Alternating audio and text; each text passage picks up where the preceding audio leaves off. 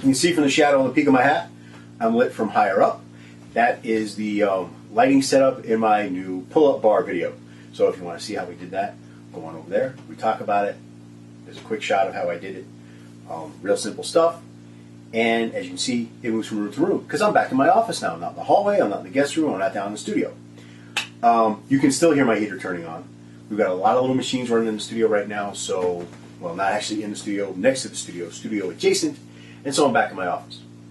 I'm going to talk to you today about a really quick little shooting for editing technique that I use. Always have a cat. Now, to some of you, that may not make any sense. You might be allergic to cats, don't have time for a pet, right? For whatever reason, you don't want to have a cat.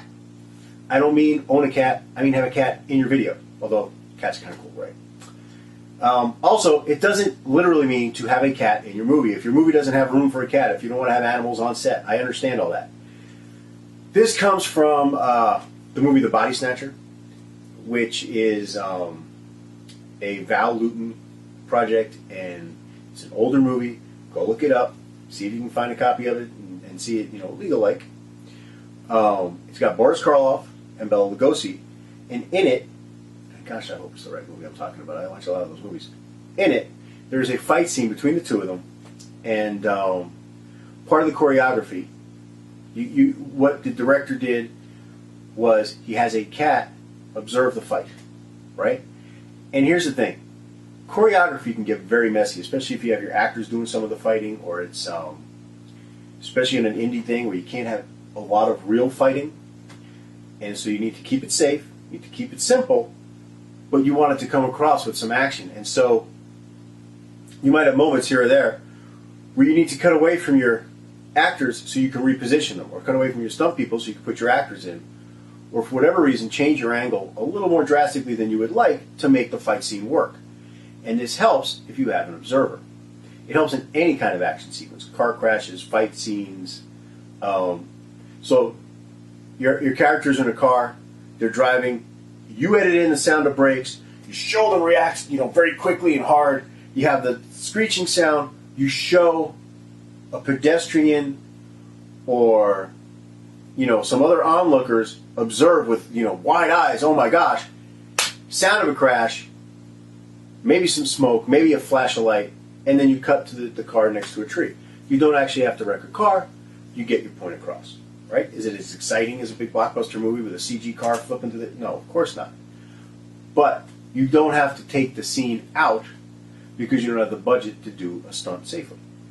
So your observers are helpful. If you watch old westerns during those bar brawl scenes, they've always got, the bartender or some other spectators who are watching. Other fight scenes might be your damsel in distress is watching. These are, older movies.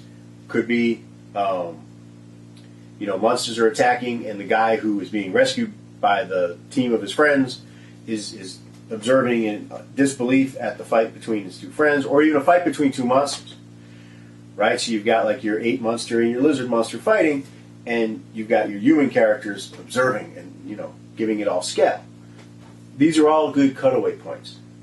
But what if you don't have any other people or any other living things in the scene? Then what do? You do what we did in Jack vs. Lanterns. We had our scarecrow. I'm going to show you a quick shot here. We have a scene where a character who is portrayed by me, when you see the movie, it'll make more sense. It is not a flash forward to an older version of myself.